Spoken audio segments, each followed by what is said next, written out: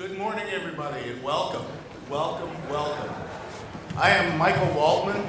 I am the president of the Brennan Center for Justice here at NYU School of Law, and we are thrilled to welcome you all, to have you here for a critical discussion on a deeply important topic engaged in by a remarkable group of speakers and a remarkable collection of colleagues, scholars, activists, law enforcement officials, and citizens here in the audience. This is not the Clinton Global Initiative. It is not the UN. Our carbon footprint will be considerably less, and we hope we contribute less to the traffic. So we're doubly, triply appreciative to all of you for making it here. For those of you who don't know the Brennan Center, we are a nonpartisan law and policy institute affiliated with this wonderful law school. We work to reform and revitalize the systems of democracy and justice in America. We take our spirit from Justice William Brennan and our name, and his notion that the animating force of the law and the Constitution, above all else, must be that of human dignity. And because of that spirit and because of that focus on the systems of democracy and justice, this topic of our justice system and how we can make it work better to enhance safety and justice and equality all together is, of course, a natural fit for the Brennan Center. We are deeply grateful to all of you for enabling us to do this work and for being part of it. And it's a very, in my view, and in all of our view, a very propitious time to be having this conversation. Crime in this country has been dropping for a long time now. That fact, the drop in crime, the increasing safety in our nation, is a really significant, a signal social fact. We don't often think about it enough and give it enough credit. It is the product, as you know, of the work of so many people in this room and engaged in public safety all across the country. We know, too, that there's much more to learn about how it has happened and why it has happened. But we should be certain to understand the significance and positive aspects of that. And at the same time, we're coming to understand as a society that there is another trend that has unfolded at the same time. The United States, as many have noted, has 5% of the world's population, but 25% of the world's prison population. We believe that that is wrong, and that that is not necessary to enhance and to continue the drive toward greater public safety. That understanding that we can have both is what underscores our work, and we would suggest this conference. Americans are, for many, many years worked in national politics and law even before coming here. Americans are tough on crime. They expect us to be tough on crime. There is no substitute for safety in our streets and for our families. But we know now, too, that we must be smart on crime. That in fact, to be tough on crime, one must be smart on crime. And that we must find a way to protect our cities, to protect our safety, without doing damage to our values, to equality, to the many ways in which our justice system plays out in imbalances, injustice throughout society. Now, this is not news to any of you. This is something that has been an increasing source not only of conversation but of agreement. There is a really heartening ferment of creativity going on all across the country around these issues. And when you think about the kind of gridlock we see and paralysis and so many other issues, this ferment is very encouraging. We see it among left and right, among progressives and conservatives. We see it at the national, at the state, and at the local level. It is a creative and an innovative spirit around law enforcement issues that is engaged public, that is engaged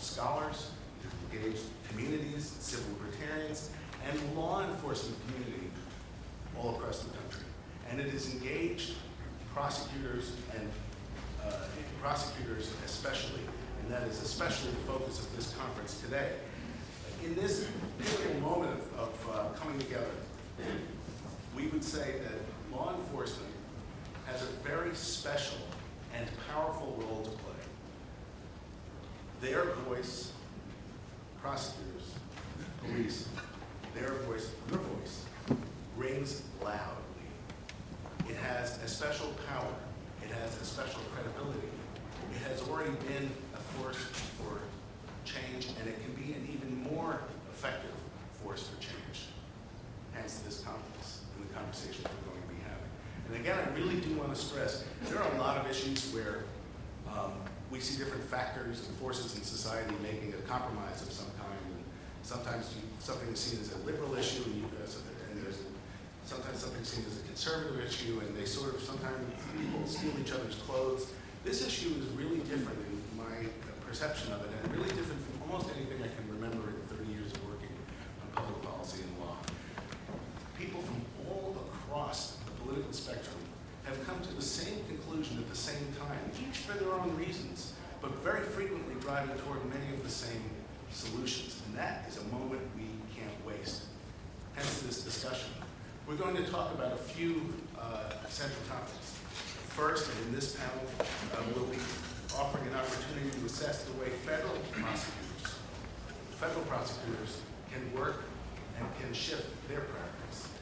Then in the second panel, we'll be talking about how state and local law enforcement can and do innovate so that safety, public safety, does not come with the high costs, social, economic, racial, of unnecessary incarceration.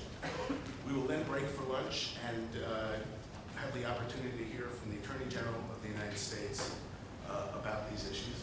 And then we'll reconvene in this room, and that's across the way, to gather some of the nation's top budget and economic experts to explore how economic incentives, how what gets mentioned gets done, can help steer policy and steer actors toward better approaches on criminal justice. As you can imagine, in putting together an event like this, there are many, many hands at work and many people to thank. First of all, we do want to say that we are deeply grateful to the Attorney General for his leadership, for his encouragement of this project and of this conference in all the months leading up to it. And we're, of course, very much appreciative to the team at the Justice Department and looking forward to hear what he has to say. And we are appreciative as well to all the law enforcement leaders who've worked with us, with the Brennan Center, and with others, to understand the reality of what you do, to understand what's real and what's not real and what can be achieved, and to think freshly, to think afresh with us about what can happen. And in particular, we want to thank the United States attorneys, many of whom are still here, and there are many others, and other law enforcement officials, experts, former leaders, and current leaders who worked with us to craft the proposals that we're going to be talking about in part that the Brennan Center has issued. These folks were part, among other things, of a really exciting blue ribbon panel that met throughout the summer to kick the tires on some of the ideas we're talking about. And we want to thank the co-chairs of this blue ribbon panel especially. Jim Johnson, who you will hear from, is the former longtime chair of the board of the Brennan Center for Justice, a leader on our board, an inspiration to us. His hard work on this, among other things, has been remarkable for those of us on the staff, and we're deeply appreciative of Jim. And his co-chair, who I've now just gotten a chance to know, moderator of this panel, Doug Jones, who is a hero to so many of us for the courage he has shown as a law enforcement official. Jim and Doug, thank you for what you've done for this effort and for all this work. We really appreciate it.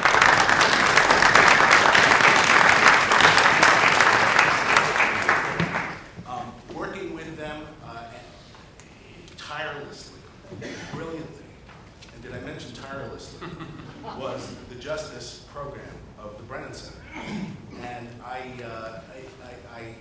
will permit permit me to go overboard in my pride in the justice program. For the last 2 years, Imai Chediyar has led that program.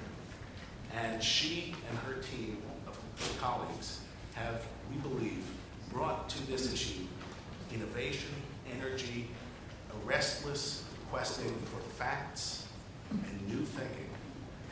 And it has been exciting, it's been important for the Brennan Center, it's been inspiring to watch and be part of. So I want to thank Imai and her colleagues, Eldon Eisen, Abby Finkelman, Nicole Portier, Julie Bowen, and the other members of the Justice Program at the Brennan Center.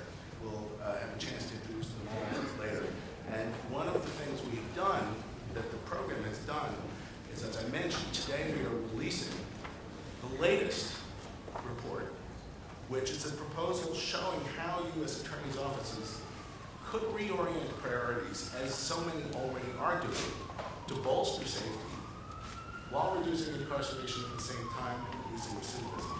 So I want to thank the folks in the Justice Program for everything you do and for making this day possible.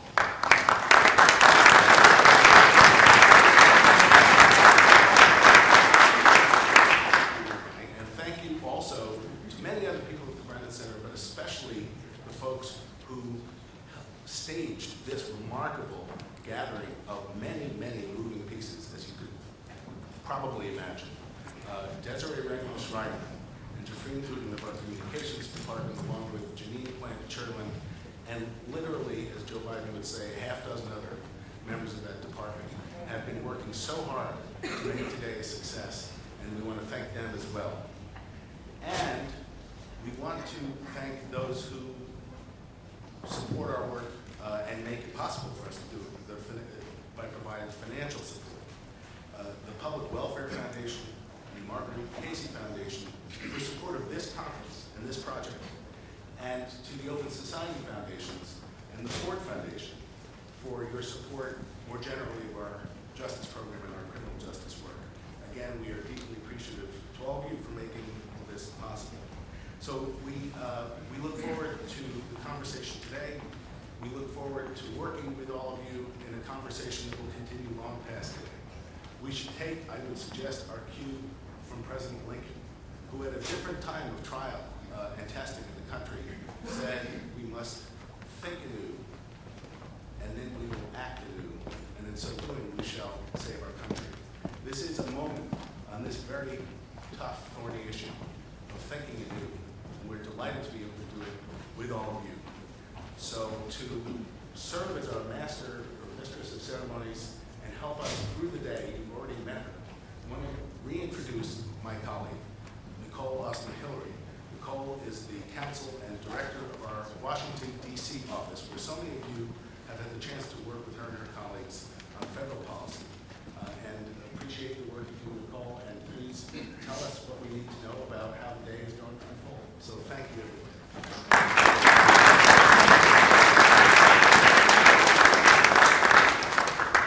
Good morning again. I remarked to someone earlier that it's fitting that the head of our Washington office leads us through the day, given that the president is here, the attorney general, so it's like Washington on the Hudson.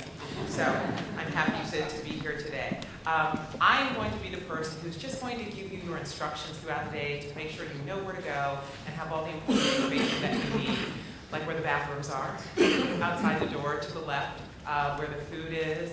I will remind you throughout the day what the guest password is for those of you who need Wi-Fi. And for those who are just joining us, there are additional seats to my left of this room, so please feel free to come over and grab a seat.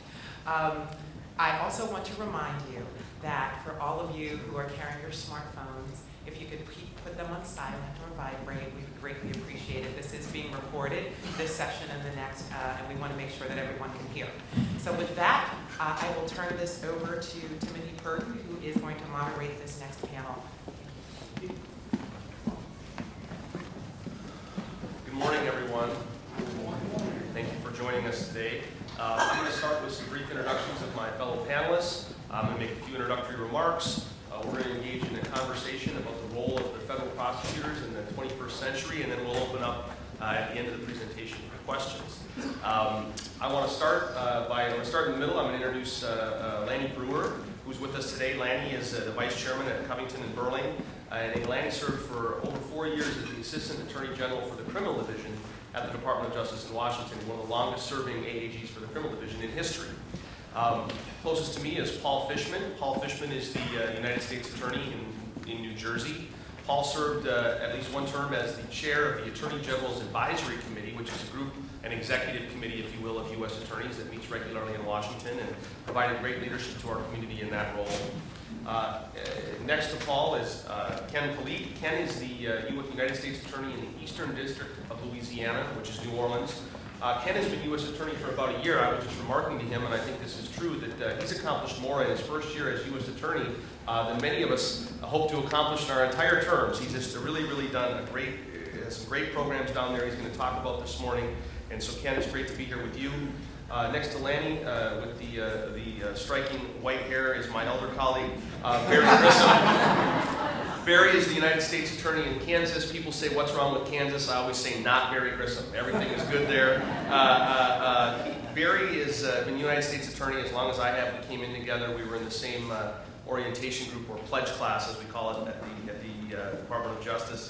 And Barry's had a great run over the last 4 years as U.S. Attorney, engaging really in an unprecedented level of outreach with local law enforcement in Kansas, and been one of the real leaders in the U.S. Attorney community in terms of civil rights as well.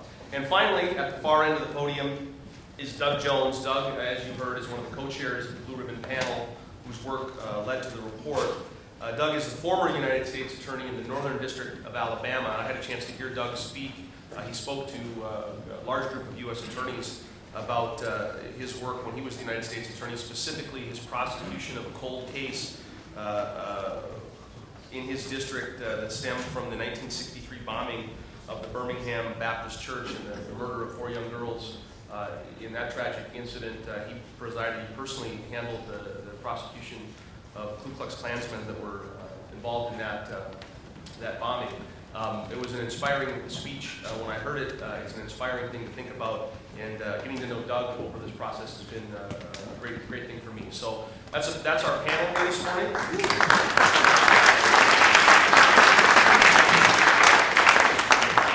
That's an introduction, and let me just kick this off. Again, I'm the United States Attorney in North Dakota. I've served for just over 4 years. And I was delighted when the Brennan Center asked me to participate in the Blue Ribbon Panel, whose work has led to the report today.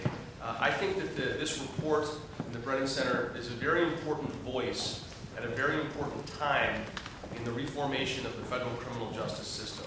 As you heard Michael say earlier, there are a lot of factors that are sort of coming into confluence here that have created an opportunity and a space for substantive change in the federal criminal justice system. And this report at this moment in time is a very important voice in that effort. And so I want to thank the Brennan Center. We all want to thank the Brennan Center for inviting us to be part of this. So we want to make sure that we do that. The panel this morning is intended to discuss this question. What is it to be a prosecutor in the 21st century? What is it to be a federal prosecutor as we enter the 21st century? You know, for a long time, I think the model of being a prosecutor, maybe for decades, maybe for hundreds of years, the model was the prosecutor sat in his or her office, for a long time, mostly his office, of course. Times have changed in that regard as well. Sat in their office and waited for agents, for law enforcement officers, be they county deputies or FBI agents, to bring an investigation to the prosecutor. The prosecutor would look at it and would charge the case, would move forward with the goal oftentimes of trying to get as much prison time as possible for the crime in question. A very sort of reactive model. That model is one that is changing within the Department of Justice and has been changing for the better part of the last 4 or 5 years. Shortly after he was confirmed, Attorney General Holder gave a speech in which he had a remarkable line, I think, one that's guided me and I think some of the other prosecutors here, that a United States Attorney, an Assistant United States Attorney, must be more than a case processor. A United States attorney and an assistant United States attorney needs to be a community problem solver. And with that vision in mind, the AGAC, under Paul's leadership for part of this time, set about creating an anti-violence strategy for communities in the United States that really rests upon an expansion of the prosecutor's role. Certainly, as a prosecutor, we're responsible for the enforcement and the prosecution of federal laws, violations of federal laws. That is obviously our bedrock principle, and it's something that we take very seriously every day. But beyond that, that's just, as we like to say, one leg of the three-legged stool for a prosecutor. The other two legs are crime prevention, support for viable crime prevention programs in communities, and reentry. 95% of the people we put that our offices send to federal prison, 95% of them, they come home to their home communities at some point. And if we don't figure out a way to support reentering offenders and reduce recidivism rates, we're not going to make communities safer. Again, a shift away from convictions and length of sentence to, is the community you're serving more safe today because it's your turn on the watch?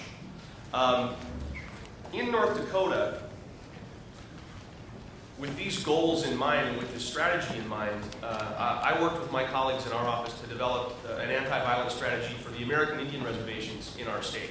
As I came in and looked at my role as improving public safety, I was struck at the time, and frankly for many years before I became U.S. Attorney, at the daunting crime problems that face American Indians who live in reservation communities.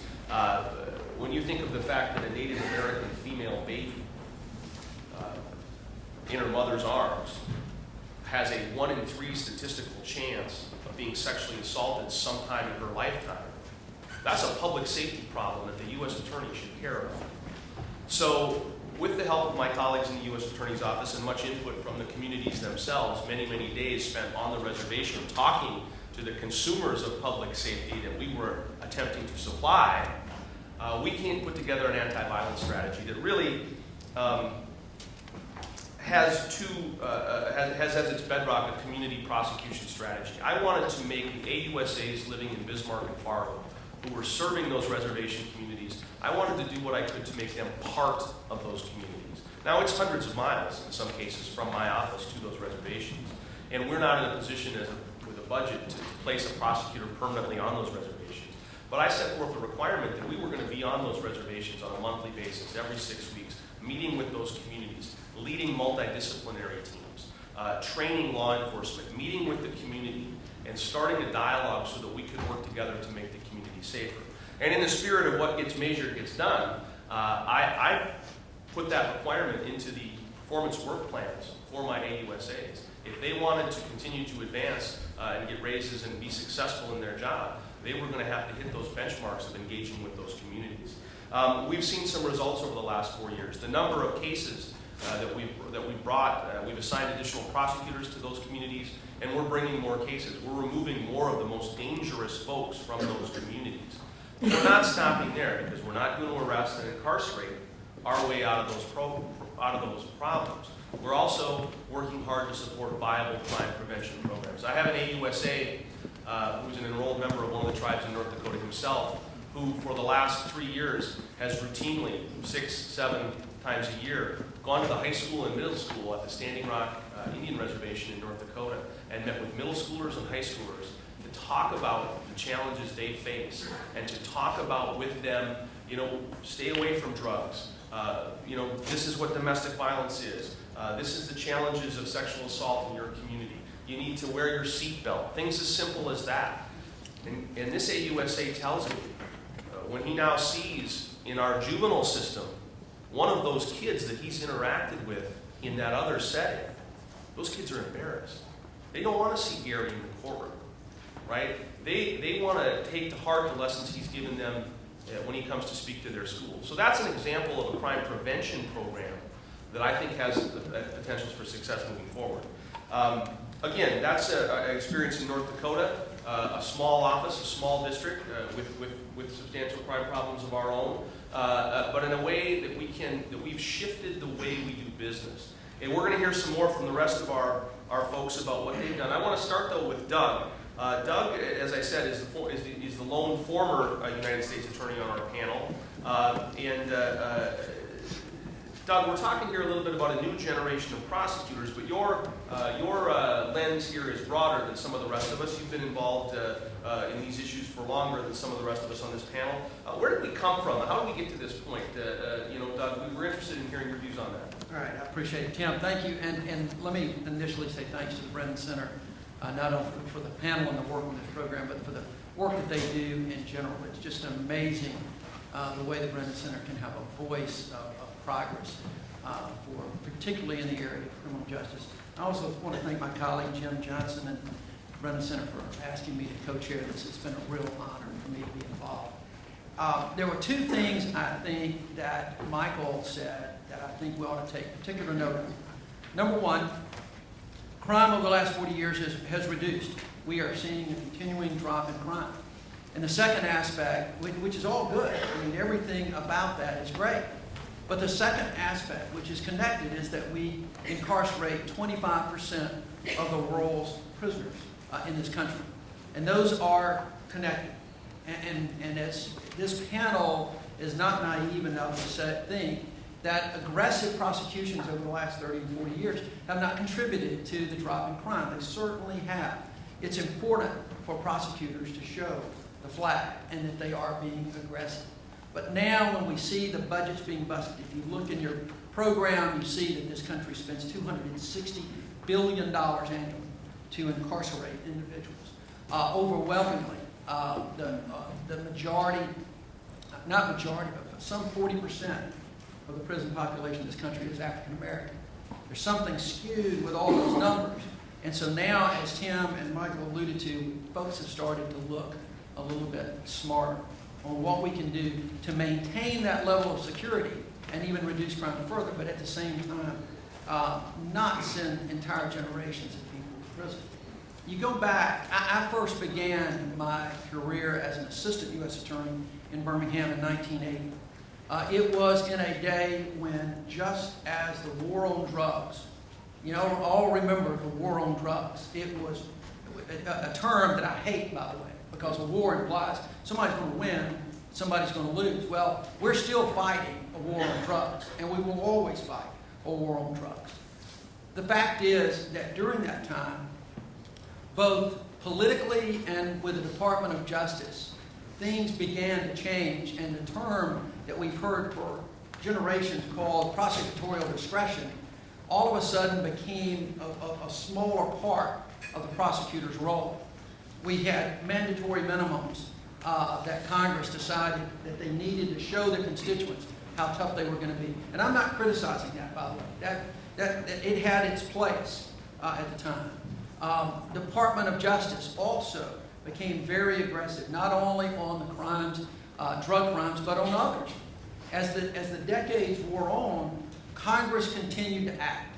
One of the byproducts of that was that in the federal system, almost every crime that you've seen has now all of a sudden found its way into the federal code of criminal conduct. Now, used to be, you've all heard the saying, don't make a federal case out of it. Well, that used to be a big deal. You make a federal case out of something. Now you can make just a federal case out of just about anything. Former Attorney General Ed Meese has been very vocal about the federal criminalization of our nation's laws. But as the criminal code expanded, so did the role of federal prosecutors. They had more crimes to deal with. In 1984, Congress passed the federal sentencing guidelines that went into effect in 1987. The sentencing guidelines were mandatory. And so now you not only had prosecutors who lacked the discretion on sentencing, so did judges.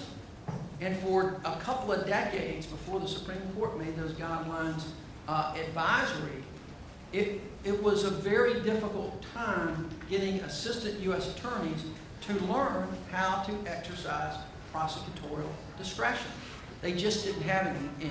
The Department of Justice sent in guidelines that required and mandated their offices to seek the highest sentence possible, even on plea agreements. Now that has helped reduce crime, but the budgets of the government have been busted, and so many people have gone to prison because of it. I think dates back a little bit longer back. I know at least during, for the last 15 to 20 years, you've seen the department began to do programs where U.S. attorneys would not just supervise their assistants and make sure that they were aggressive in prosecution.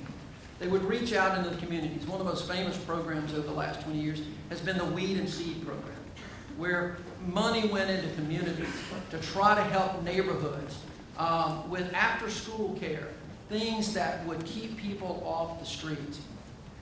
And so the prosecutors have slowly, especially United States attorneys, who have now seen their role more as not just the lead prosecutor, not just the chief law enforcement officer. When I was U.S. attorney, that's how I was always introduced, as the chief law enforcement, federal law enforcement officer of the district. Well, U.S. attorneys' roles are now much bigger than just simply enforcing the laws. We've got to figure out ways in which we can reorient it, the guidelines as well as the priorities of U.S. Attorney's Office. That will take a lot of doing. We talk about climate change across the way at the UN, the Climate Global Initiative. They're talking about climate change. So are we. It's just a different climate within the criminal justice system. And it's going to take some courage for both our political leaders as well as the prosecutors, regardless of the administration, in a bipartisan effort to come up with new solutions that don't require prosecutions and incarceration. It's going to take Congress in the way they look at the budgets. You know, one of the things that I know that all U.S. attorneys the last 20 years have faced in the Department of Justice is that Congress has, in their budgeting of the Department of Justice, had focused on specific areas that they want to see more prosecutions of. And so that your budget was geared toward those. And you had to spend money for new prosecutors in the areas of drugs, firearms, terrorism, whatever the case may be. Congress is going to have to kind of loosen up. We've already seen the Supreme Court make the sentencing guidelines discretionary. But prosecutors are having, I think, with all due respect to my colleagues here, I think they're still having a difficult time understanding their role, that now they have this new sense of discretion, that they don't have to just look at a case and say, well, this fits within this guideline, so that's what I will recommend. That they'll look at a much broader picture. They'll look at that defendant. They'll look at the same factors that a judge might look at sentencing under the code. And at that point, I think we're beginning to see a lot of training. I absolutely think the Attorney General and his Smart on Crime initiative is a huge step in the right direction for federal prosecutors. But we make no mistake, we have a climate change, we have a culture change that we have to address, not just within the department, but within our political system and our communities, to make sure that we're doing things smart and efficient, because every budget in the country is being busted by all of the law enforcement and incarceration and prison system issues that we face in this country today. So, Doug, thank you. The point you make about the budgets is an interesting one. In terms of the Attorney General's Smart on Crime initiative, I've heard this discussed anyway, and it's resonated with me as a U.S. attorney in a district trying to do business in a tough budget time. The choice that when you know that the federal prison budget is 1/3, Bureau of Prisons budget is 1/3 of the entire Department of Justice budget, and that's projected to grow to 40% in the near future, that money's going to come from somewhere. It's going to come from our offices. And so, you know, the choice here is not between mandatory minimums or shorter sentences, between the status quo and shorter sentences. The debate here is between the status quo, mandatory minimums, and less cases being done on the front end. And to me, that starts to bring into question the risk of safety to communities.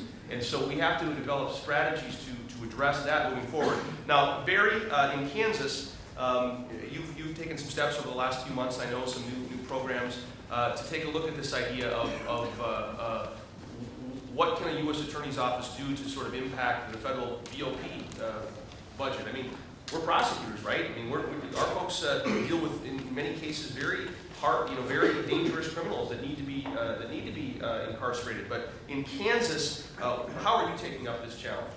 Well, one of the things first became aware of when I became U.S. Attorney, because I came in from outside the Department of Justice. I did not have an experience of working with the DOJ. The first thing that I soon realized was that I was a resource manager. I have a slice of a pie that's a certain size, and I can have so many prosecutors. And do I want my prosecutors, or the prosecutors in our office, to merely focus on getting the longest sentences they possibly can for a smaller group of individuals? Or could they broaden their effort and get reasonable sentences for a larger group of individuals to keep our community safe? One of the things that we looked at was something that has been on the books a long time, but had not been fully utilized, which is diversion programs. The classic diversion candidate might be a young woman who works for a bank and works as a bank teller in a drive-through window and calls in the police and says, "I've been robbed. 2 black men came in and stuck a gun in my face and took $5,000. Well, 5 minutes after she's being interviewed by the police, she breaks down and cries and says, "I took it." She has no prior criminal history. She's certainly not a violent person. The money has been recovered. The victim has been made whole. Is that person someone that we should saddle with a felony for the rest of her life? Is that someone who we should put into the system so that the resource of the folks in the probation department, which has to be there to monitor those folks that Tim just described who are more violent in nature, who are now under some kind of supervised release, do we want to burn those resources up for that person? I don't think so.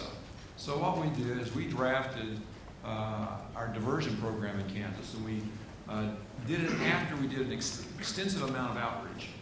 One of the things that I did not want to have for my fellow folks in law enforcement throughout the state is that the feds on high are making another edict that we have to follow, or they're going to tell us what we should do. So I've been engaged during my tenure as U.S. Attorney to be very active in outreach. As I told the Attorney General when I first got my job, 2/3 of the folks in my state live in 1/3 of the eastern portion of the state. And the phrase I heard most often, and I don't mean to denigrate my predecessors, but when I would be in western Kansas, communities of 8,000 people, 5,000 people, 12,000 people, that's an entire county. The refrain I always heard was, "This is the first time I've ever met the United States Attorney." So to get buy-in from all the folks out there in local law enforcement was important. After we did that, and as part of the move towards the Smarter on Crime initiative, we sat down with the folks in probation and we put together and retooled, retweaked, if you will, our diversion program. It hadn't been addressed since 1995. And we set out some guidelines. And it is something that, now that we've changed the tool, will the tool be used? You've heard what Doug said and what Tim has said. One of the issues that we have as prosecutors in this environment is breaking an institutional mindset. We've always done it this way. And particularly if you're a prosecutor who grew up or came to the department, an assistant United States attorney, who came to the department during the time of mandatory guidelines, it really was drop your finger down, you get 2 points for this, you're going to work with us, get something for this, you're going to do between this many months and this many months. The issue of prosecutorial discretion pretty much went out the window. And a lot of folks, that's how they matured as prosecutors. So one of the challenges that we have is to now institutionalize the notion that you have great leeway. You can look to the guidelines as guidelines, not something that's mandatory. And that, again, has been a real challenge for us, but I know with the Attorney General's leadership, we had a number of our lead prosecutors in all of our offices go down to the National Academy, or down to the NAC in South Carolina to meet with the Attorney General, to meet with the DAG, to meet with various folks in management to impress upon our line prosecutors that this change is coming. I had the great fortune, along with Tim and my colleagues here, to go to the White House at the last U.S. Attorney Conference. And we were at the conference, the president came in, we all had our picture made with him. And typically the president says a few things and leaves. Well, he stuck around this time. And he focused and spoke about the Smart Home Crime Initiative and how this was a unique moment in time that we needed to seize. And when I went back to my office, I conveyed that to my prosecutors, that this isn't a gray area. There are not a lot of ifs or ands. This is what our boss wants us to do. It doesn't get any higher than that. So we have, I think, moved in that direction. There's still challenges to be made. To get people away from doing 851 sentence enhancements. As many of you may know, that's when someone has a prior adjudication as a felon, and in the past, you'd file a motion for 851 to enhance that sentence, to maximize the time. Now we have a process where we say, okay, if you want to use an 851, justify it to us being the management team. And we have a dialogue. That is just not something that's out there. And I think that has also helped us kind of keep down the unnecessary incarceration of someone. One of our federal judges one time said, you know, I really don't know the difference between if you do 10 years or 15 years. I don't know if the extra 5 really makes you that much of a better person or not. And that really struck me. I thought, you know, that's just good Kansas common sense. You know? So we've tried to approach our prosecution with good Kansas common sense. Thanks, Barry. We've had a lot of discussion about the change in what it is to be a prosecutor in the 21st century in terms of enforcement, prosecution, and things of that nature. But I want to turn to Ken from New Orleans to talk a little bit about his office's efforts building the other 2 legs of the 3-legged stool in terms of crime prevention and reentry. I know you've got really some remarkable programs that you've been working on over the last year, and we'd love to have you share those with the group, your Crescent City Keepers and your 322 initiatives. Sure. Thank you, Tim. As Tim mentioned, Michael also highlighted this, obviously the United States leads the world in incarceration. Well, my state happens to lead this country in incarceration, and indeed the city of New Orleans leads the state of Louisiana in incarceration rates.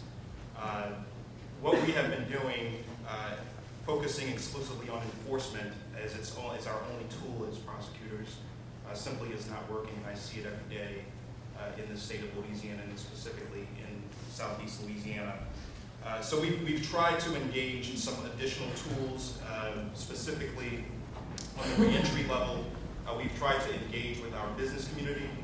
I think we all can agree that a major part of this issue of reducing recidivism, trying to close that revolving door of recidivism, rests on providing long-term stable employment to these individuals as they return to our communities. As I mentioned, New Orleans leads the state of Louisiana in incarceration. That also means that we lead the state in terms of people returning to our communities. And so what we've tried to do is engage the business community, talk to them about the perceived and actual risk of employment in this community, and some of the incentives that are out there to encourage employment in this particular area. Things like the workforce tax credit that's out there, things like the federal bonding system that's in place through the Department of Labor. But our office is not stopping there. We have an initiative called 32+2, 302+2, which is really a reentry collaboration between some of our nonprofit organizations in the community, as well as our businesses, where we're trying to encourage 30 local businesses to hire 2 returning citizens for a 2-year period. We're looking for businesses that represent a diversity of our industries in the state of Louisiana, but we're also looking for businesses that are committed to providing long-term employment opportunities for these individuals, not simply for a 2-month, 3-month, 6-month period. And then what we're doing is we're partnering with a reentry initiative that is housed out of the state penitentiary, out of Angola. Interesting enough, the types of resources that are available at our state system far surpass what we see certainly at the federal system, but also in our local jails. In that program, that Angola program, what we are seeing are inmates that are getting training in a hard skill, things like welding, 19 different areas of hard skill, They are getting over 100 hours of cognitive and life skills, things like parenting, financial management, drug treatment, drug education. And then ultimately they are getting out of that system. They're also getting their GEDs or their high school equivalencies. Once they return from that, what we're hoping to do is to provide this 32+2 initiative as a pipeline where they walk out of prison from day one with a long-term stable job before they return back to our communities. And we're hoping that that becomes part of the answer, where every aspect of our community, including our business community, is really engaged in the fight of trying to reduce crime in the city of New Orleans. That is one pillar of our work in the office. The second pillar, of course, is trying to prevent crime in the very first place. I'm born and raised in New Orleans. I'm the second youngest U.S. attorney right now in our country. And I also happen to have lost a brother to street violence in New Orleans. And so this issue of trying to intervene in the lives of young people is near and dear to my heart.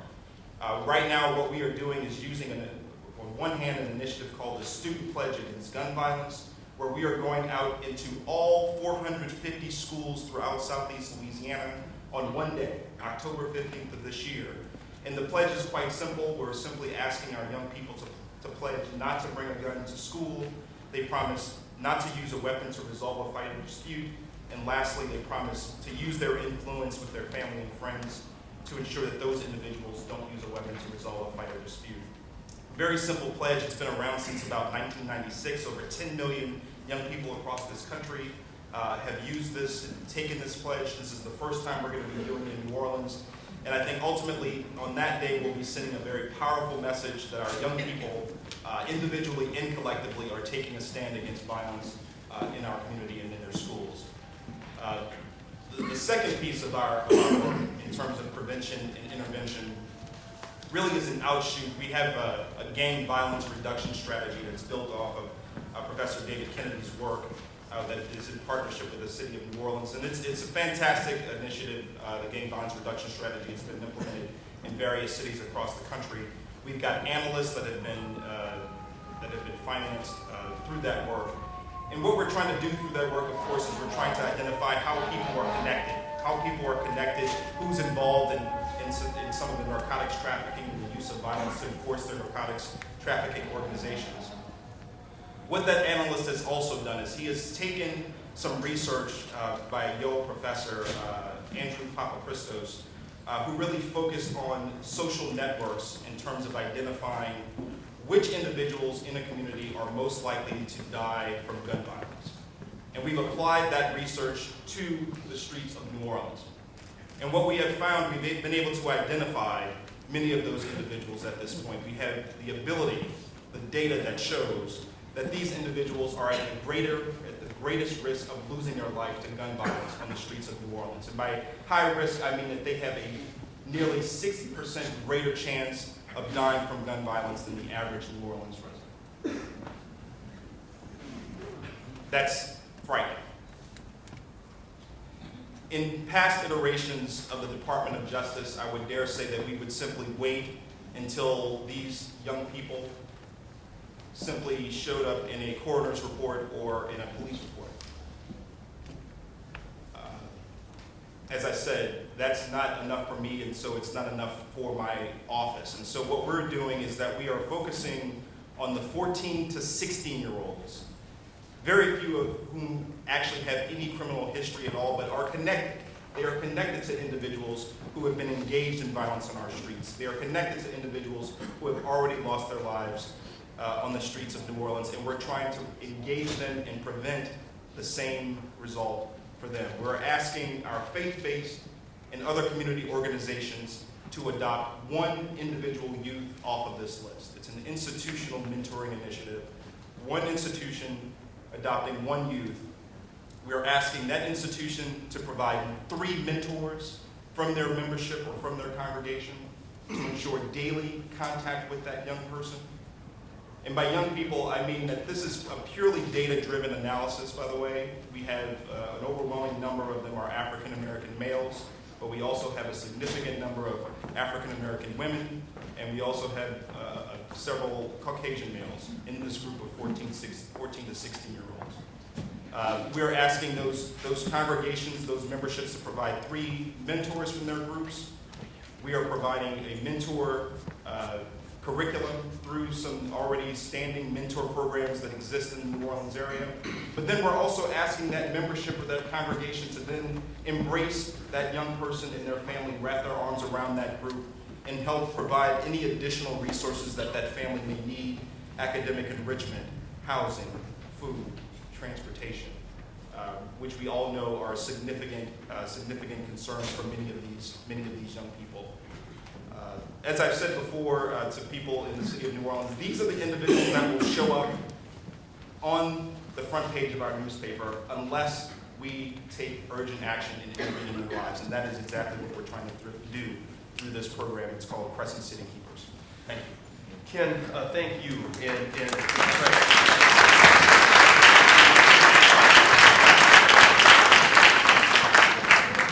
So what we just heard is a long way away from the model of a prosecutor sitting at their desk and waiting for an agent to bring them a case file. And I think that Ken's story is amazing, but it's not unique amongst our 93 colleagues. There's a new generation of United States attorneys that are committed to expanding these roles in the 21st century beyond the historical perspective. I'm going to turn to Paul next. Now, I want y'all to know. Thank you for saying I'm a new generation of the age of 50. Right. So we had some prep calls for this. I was able to get everybody but Paul on one prep call. It lasted about 10 minutes. Then I had Paul on his own prep call, which lasted a half an hour. So I have no idea what he's going to talk about today, I can tell you that. I would suggest to him, in light of what we just heard from Ken about the great work that's going on, and I know Paul has got a great reentry program in New Jersey called Renew that is mentioned in the report. But Paul, I know that I know one of the things that frustrates you is the idea that there's great work being done, but is it being funded? Is the funding going to be there to support programs like the one that Ken was talking about, to support the work that Barry is doing, outreaching to local law enforcement, to support the additional U.S. attorneys that are needed in North Dakota to make sure that we have that community prosecution strategy on the American Indian reservations? And you know, you've been in the department longer than some of the rest of us, and so do you want to maybe talk about, I would just merely suggest to you that perhaps that might be a nice topic to talk about at this point, but of course, I don't care what you think. So, no, let me make one observation before I even start. What makes Ken's description of what he is doing in New Orleans so remarkable, it's not just the energy and the passion and the dedication that Ken brings to this job, which is really awesome. He's doing it with bubble gum and sticks. There's no money, right? And I'd like to believe that if we save a lot of money on the back end on the prison population, that some of that money would be refunneled back into the Justice Department, particularly out to the U.S. Attorney's offices, for us to be able to do that. But he didn't get an increase in staff to do that. He took existing resources. In fact, he's lost resources as a result of sequestration and a hiring freeze and doing more with less. Exactly. Right? There's no office in the country that's up to full strength. There's no office in the country that has its budget that it had 10 years ago.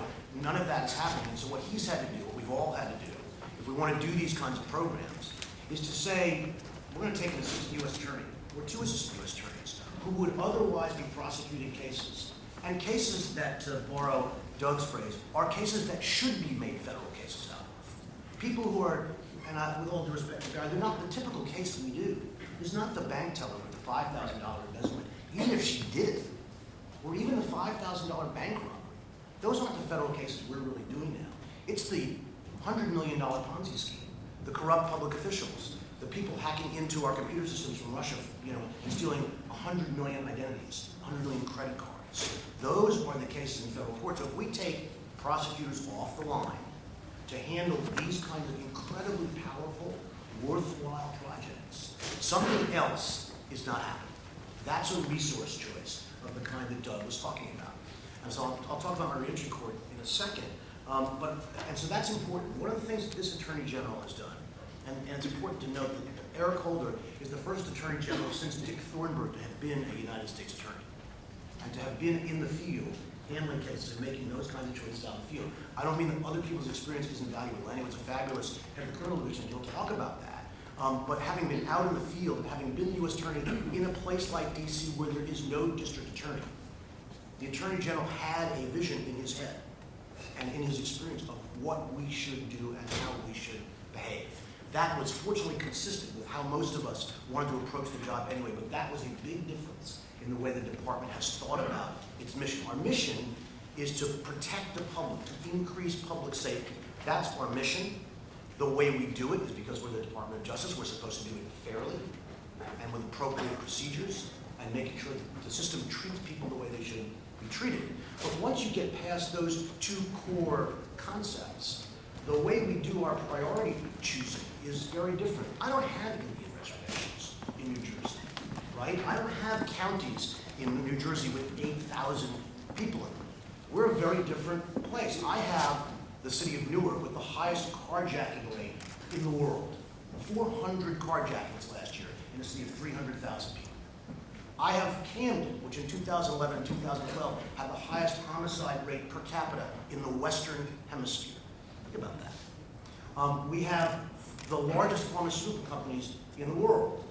We have a huge cyber network in New Jersey. We have, with all due respect to my friend Ken, a reputation for political corruption in New Jersey that New Orleans may claim the mantle for, and sometimes would get.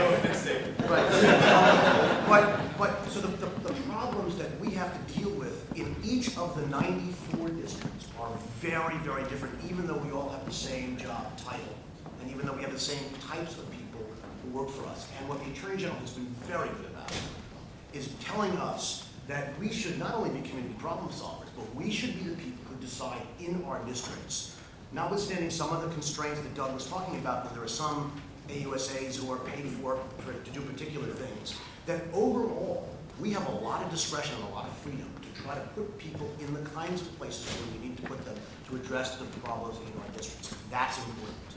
The second thing this Attorney General did, and it was a confluence of his arrival and the demise of the mandatory sentencing guidelines in the Booker case, is the Attorney General said to us, I want you to think about this differently.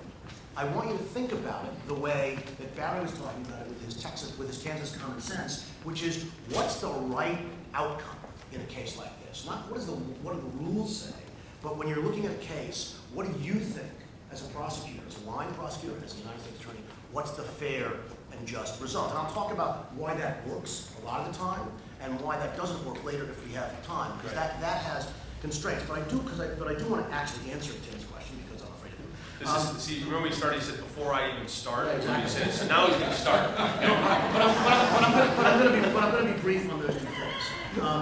First, on outreach, we've done a lot of outreach in New Jersey in the same way that my colleagues around the country have done. I also made a requirement for every assistant United States attorney in my office to do some outreach in order to get an outstanding rating. It's not complicated. They don't have to do a lot. They can do as much as they want. They can go talk to parents in a school about internet safety. They can judge a moot court competition at a high school. They can go out and spend a lot of time talking to people in the Arab and Muslim communities or other minority communities about their civil rights concerns and about the way we can address those in the federal government. Whatever it is that they want to do, as long as it's related to the mission of the office, is great. And we've done a lot of that, and I've done a lot of it personally. But again, we've hired an outreach coordinator, and that's all we've got to sort of make this happen. Second thing we've done is, like some of my colleagues around the country, we have started a reentry court.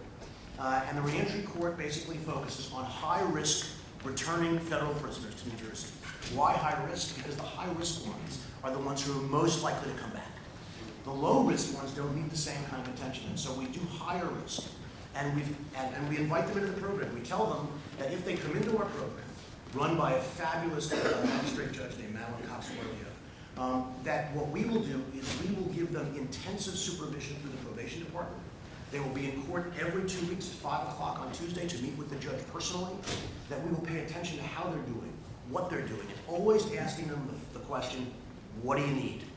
And our goal is to take these people who have paid their dues, went to prison for crimes that they committed that were serious, for which they should have gone to prison, make no mistake, but are now out, and we think they need a second chance. And it's a fabulously inspiring program. We graduated our first 6 folks in July. I see my friend, former Governor Jim McGreevey, who is doing a huge amount of wonderful reentry work in Jersey City and around New Jersey on his own. He was there. It was an inspiring day to watch these 6 folks, 1 woman and 5 guys, get up and thank the judge. Next time they're in a federal court, they weren't going to thank a judge. Thank the judge and thank the prosecutors from my office and the public defenders for helping them get their lives back on track. And I'll just tell you one quick vignette, because each of them got up and spoke. The first one got up and spoke, and then the other 5 felt peer pressure. One guy who has a double-eye bloods tattoo on the side of his neck, and you know what that means. You know what his life was like before that. He said, and he turned to a woman who was a federal public defender, and he said to her, "You changed my life more than anybody else did. Because one night after court, at 7 o'clock in the winter when it was dark, you offered me a ride home." And he said, "And that showed that you trusted me to be in your car." And that was it was a chilling moment. I talked about it the other day with Governor McGreevey. It was a chilling moment for everyone in the courtroom to realize what it meant and what it could have been if he hadn't decided he wanted to change his life. And so that's the kind of stuff that we're working on. But I guess my plea is, as you talk about these issues, think about how we're going to fund them. Yeah. Because it's not cheap. No. It's cheaper than jail. But if we save the money on the back end, are we going to spend it on the front end? And with all due respect to Paul, who saved the best for last, Lanny, we're going to turn to you. We've got a group of U.S. attorneys, who I always bristle when I'm in meetings at Maine Justice, and they refer to the 93 of us as the field, as if we're a sales force for a photocopier company. But that's okay. But that being said, there's a lot of wisdom within the Department of Justice, within Maine Justice, within the building. There's a tremendous amount of power to pull the levers and move initiatives like this into the field. Give us the perspective from the former head of the criminal division from Maine Justice. What is it that goes on in Washington that can support, that is part of this effort and part of this effort in the last 4 or 5 years? So it's a real honor to be here, and I think you're seeing what this Department of Justice is doing with these remarkable U.S. attorneys. I just want to be clear for a moment. In a room like this, these decisions seem extraordinarily obvious, which is that, of course, we need to identify and reduce mass incarceration. And it's really been the leadership of these U.S. attorneys and the Attorney General that is making progress, and the Brennan Center and the like that is moving that forward. But you got to take a step back. Like Ken, I grew up maybe a few decades before him. But I grew up in New York City, the son of refugees, and at a time when crime was at its height. I was a Manhattan DA when people in this city felt incredibly at risk, and people wanted those who they felt responsible in jail, and in jail for long periods of time. And ladies and gentlemen, if the crime rates go up in the United States, very quickly, I believe, people will again very quickly say that we need to have sentences higher and people have to be incarcerated. And of course, during the crack wars in Manhattan and the like, we saw an enormous push for that, and Governor Rockefeller and the sentencing, federal sentencing reflected that. And so what you saw for the next couple of decades was, and the Attorney General was extraordinary here, you saw an enormous disparity in the federal government between the way that we were prosecuting those who were incarcerated for selling crack cocaine and those who were incarcerated for selling powder cocaine. And that was because when these laws first came into effect, people thought crack was different. But the result was a disparity that became more and more and more evident, which was young African-American men were going to jail because they tended, for the most part, to be involved with crack.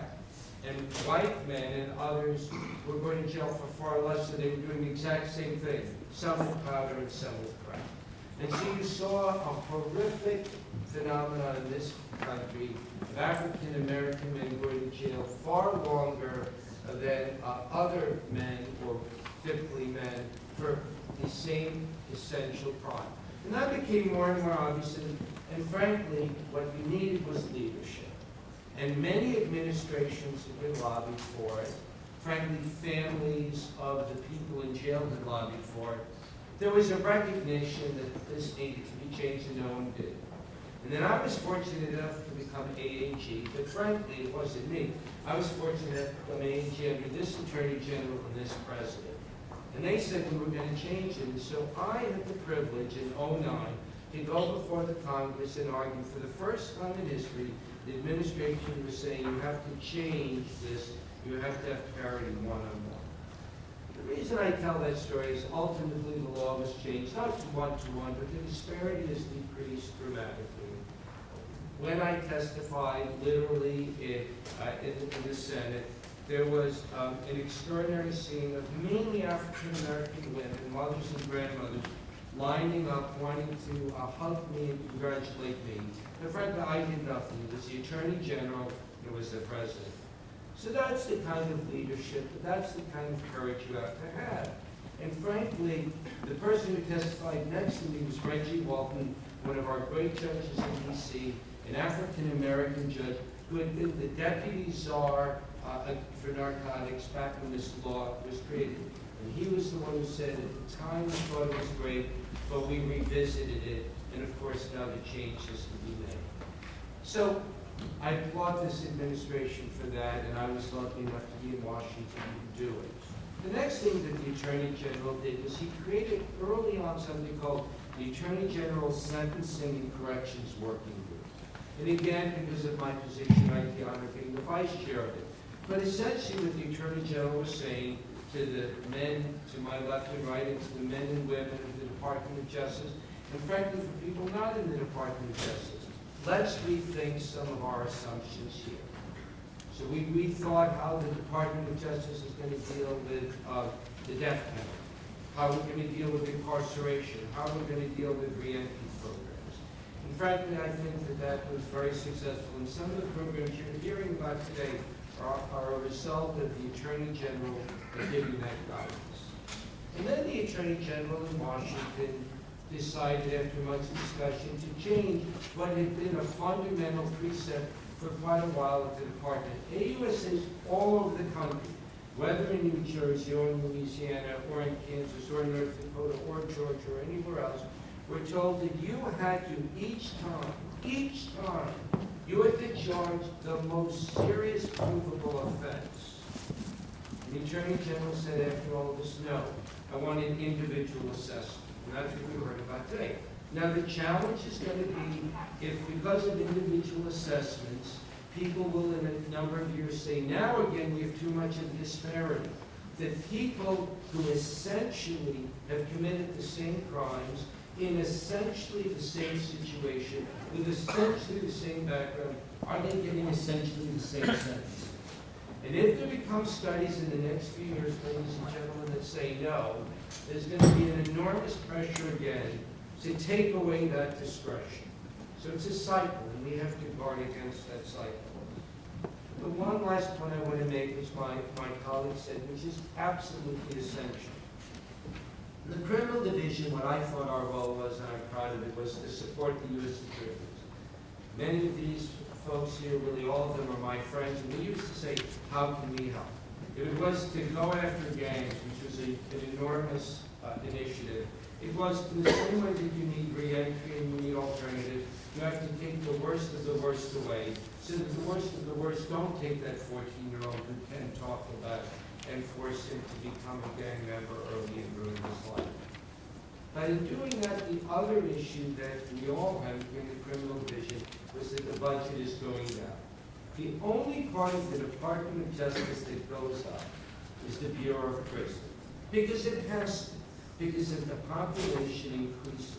So the challenge is here is to be smart, to have these kind of re-entry programs, but frankly, to do what the Brennan Center is doing, because if the American people don't support this, if they don't support it, and I testified in front of Congress probably more than my colleagues, and saw really what our elected officials feel.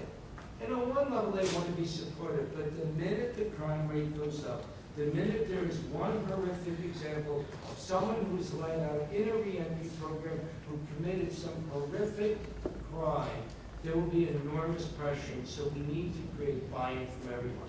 So the department, I think, and the Attorney General really showed a lot of leadership, and I think continue to heard the results of that for the people on this panel. Right. All right, so we want to open it up to questions. We've got folks with microphones, I think, out in the audience with questions. We've got a question over here. We're going to start, you know what? We're going to start with the judge. I just think that that's just a smart move by anybody in my position, is to start with the federal judge. Are you going to practice in his court? Some, you never know, right? No longer my court. Exactly. First, I want to thank you all for being here. It's an incredibly inspiring talk. What I wanted to ask you, though, is how much thought you're giving to the institutionalization of the practices and programs. So often we see these types of programs are led by people like you, very smart, very charismatic, what we would like to think are right thinking.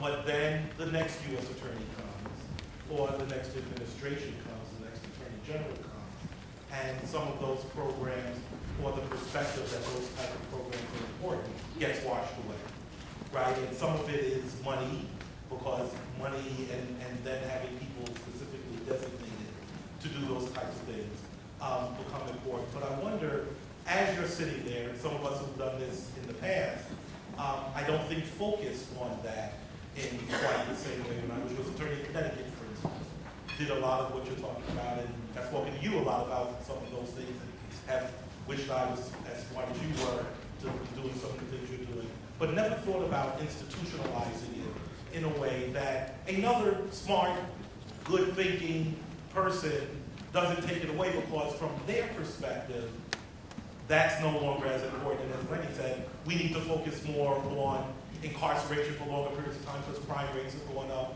or there's political pressure. So do you talk to politicians about figuring out ways to institutionalize this beyond your specific term? Well, and I just want to say this, that the word institutionalization for these programs is not one that we've started talking about as a community, say, in the last 6 months. Under the leadership of the AGAC, the Attorney General's Advisory Committee, our first chairman was Todd Jones, who had been a former U.S. attorney in the late 1990s and came back, he says he's a recidivist, came back and was U.S. attorney again starting in 2008. And Todd preached from day one, institutionalization. And Paul did as well in his role at the AGAC, and Loretta Lynch as well. Lanny wanted to respond. Yeah, I was just going to give an answer to the judge's question, one example of my colleagues can talk about what they're doing in their districts, but the Attorney General was mindful of it. So one of the privileges when you're the head of the criminal division is you work with the U.S. Sentencing Commission, and we did do that. And you also are able to work with the Attorney General and with your colleagues in the U.S. Attorney's Office in dealing with the U.S. Attorney's Manual. So an example of institutionalization, an example was, we dealt early on with the notion that in the sentencing guidelines of the Sentencing Commission, even a non-violent person who had an addiction could not be in a diversion program, could not be. And so we changed that. And that was much discussion. That was working with the Sentencing Commission so that they changed the guidelines and the Commission recommendations. And the United States Attorney's Manual was changed that as well. Obviously, someone can change it again, but obviously that's a much bigger effort. So that would be a small example of one thing you can do. Did anybody else want to talk about institutionalization, Barry? I was going to say, one of the things is, Paul talked about taking a prosecutor away from being a prosecutor, putting that person on another task, such as outreach or something else of that nature. Making sure that you give responsibility for the task, and give it, and as simple as it sounds, give it a title, and give an individual that responsibility to be the point person. Because otherwise, what you run into, whatever notion you're trying to put out there, becomes the flavor of the month, and it just kind of fades away. So you have to, whether going back to our example again, diversion. We have a person now who is our diversion coordinator, and that diversion coordinator is a prosecutor. They're basically carrying more water, doing more with less. But when you institutionalize it like that, when someone comes in and looks at your org chart, there's that person. It's just not somebody who's floating out there that has that responsibility. So, as Lanny said, somebody can always come in and change it, but once you give someone that responsibility, Folks are a little reluctant to give up that responsibility once they have it. And before we move on, I'll just say this, in the narrow area where I spend a lot of my time, which is public safety on the reservations, this Attorney General said, if you are one of the 30 U.S. attorneys with responsibility for reservations, you will have an operational plan for reducing violence and interacting with those communities. So we have one, and that's the official plan of our office. And in my office, those lawyers that are working that beat, again, they're required, not because the boss says so, they're required because their performance work plans now require them to hold MDT meetings, to visit those reservations.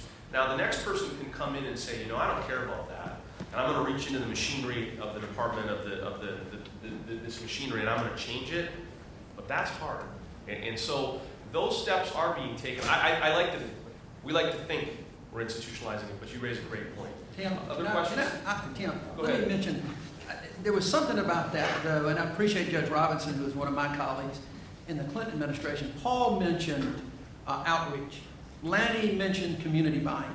I don't think you're going to ever be able to institutionalize any of these programs unless there is the outreach that Paul is doing, that you get the community buy-in that Lanny talked about. That is more than just simply putting in good programs. It is getting out into the communities, as Barry talked about. The community buy-in leads to political buy-in. It took years to get Congress to recognize the disparity in the crack cocaine and powder cocaine.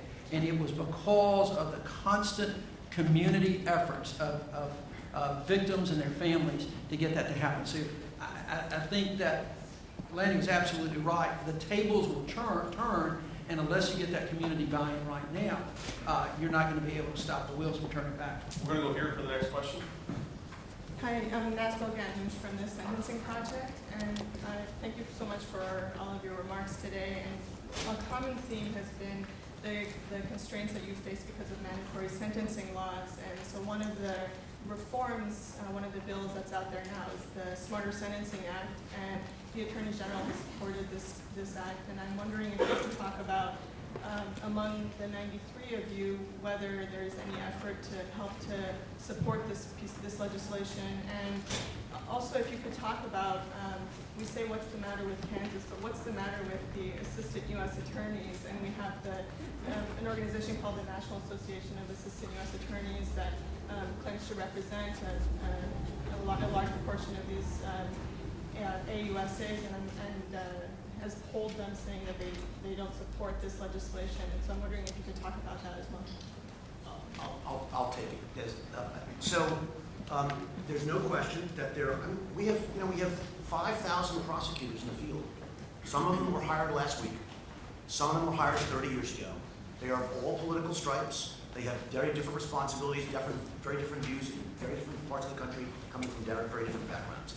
And there are some number of people in the department, some of them are my friends, some of them work in my office and elsewhere, who think that mandatory minimums are great, and others who think mandatory minimums are terrible. And there is an organization called the National Association of United States Attorneys that it's not a union in the traditional sense, but represents some number of people who are its members, and they have a view that this is not the right direction to be going. We're constrained as U.S. attorneys in our ability and whether we're allowed to lobby or not.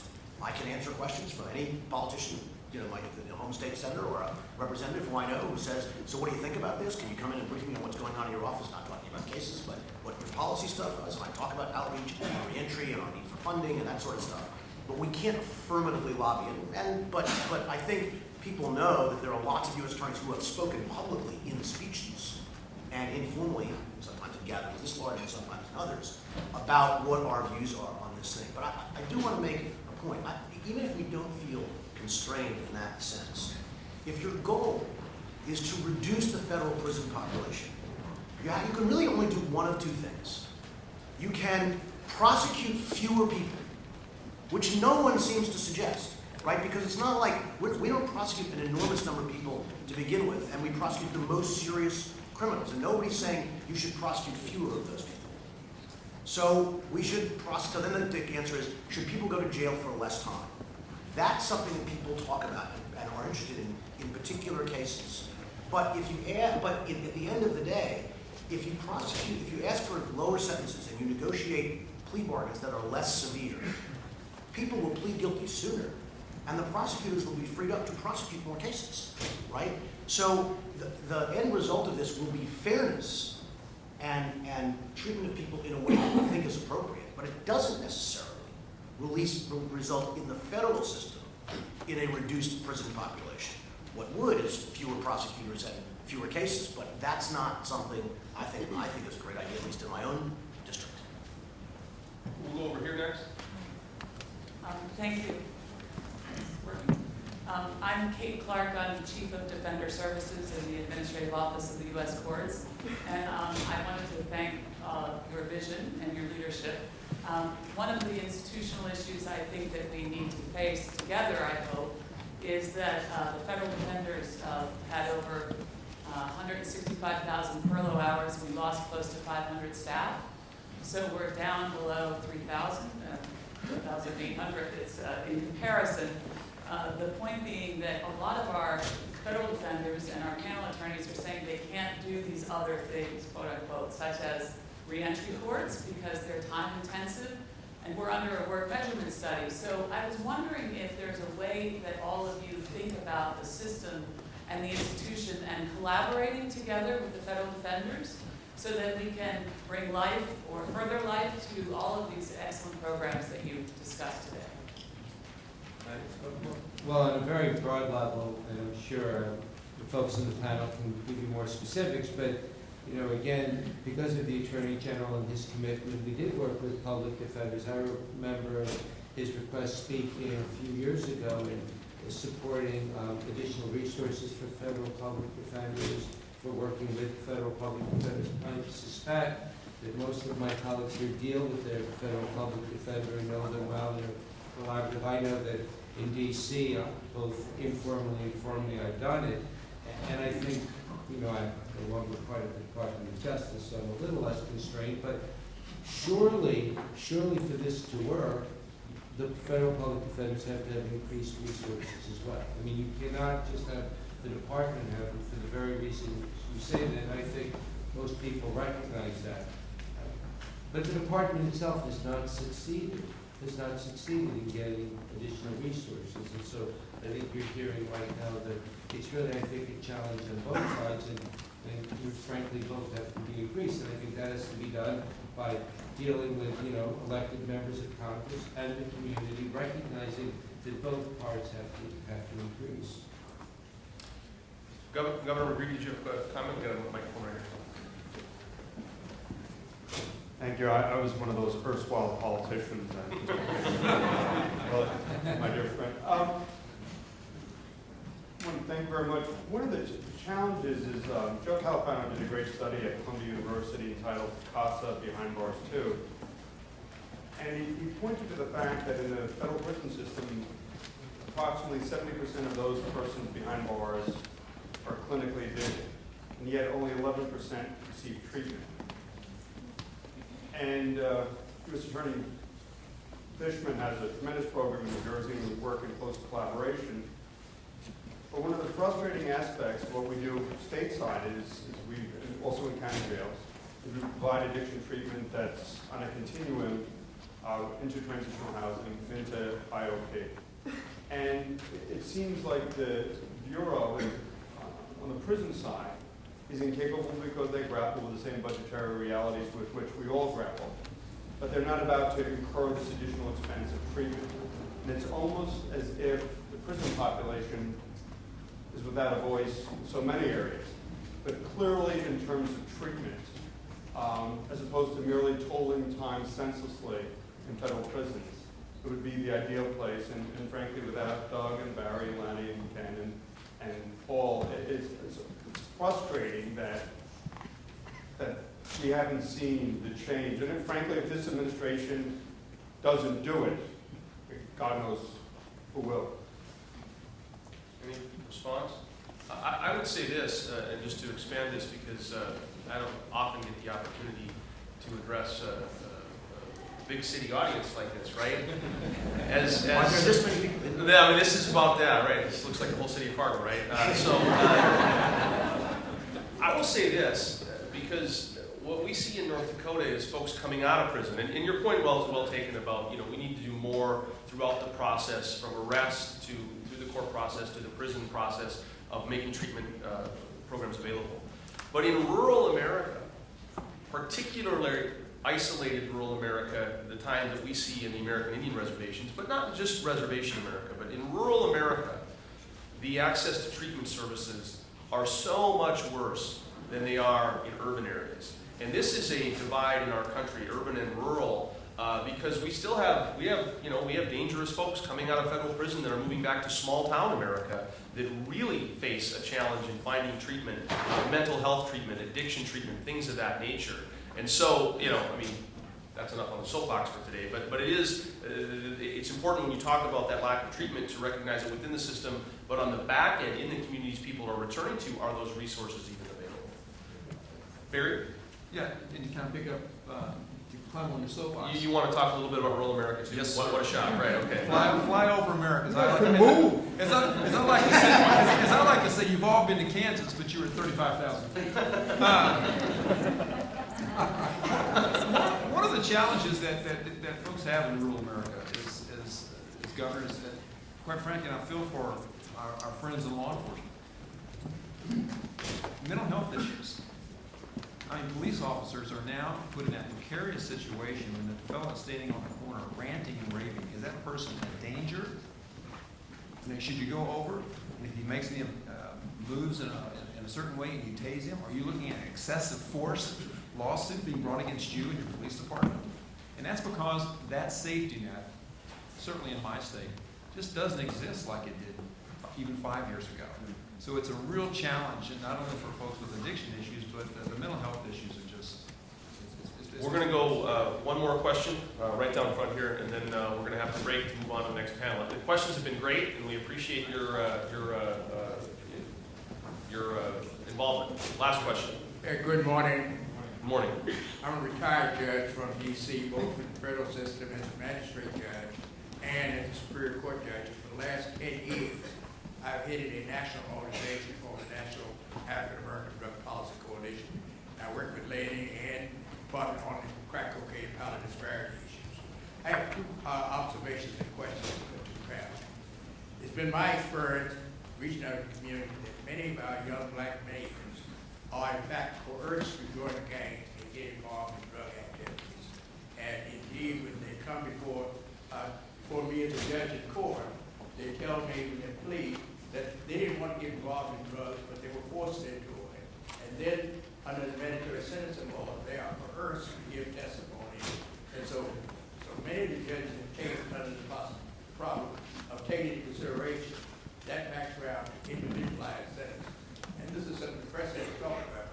Many of our black youngsters initially got involved in drugs through coercion and gang activity. How do we deal with that and solve that problem? That's one of the things my organization is trying to work with the mentoring approach for taking into orders at this point. Right. The other one is the question that we try to save money, reference to our Bureau of Prisons problem. But indeed, the reentry program sometimes is promoting rehabilitation and promoting public safety. And many of the people who have been in prison come out and become social workers, PhDs, and this the public is not realizing many times they convert it and they become more substantial contributors. We need to get that message out. Ken, do you want to? Okay, thank you. And we're going to wrap up. I'm sure they have a big hook somewhere that they'll eventually pull me out with. But so I want to thank you. I want to thank my great colleagues on the panel. It's always.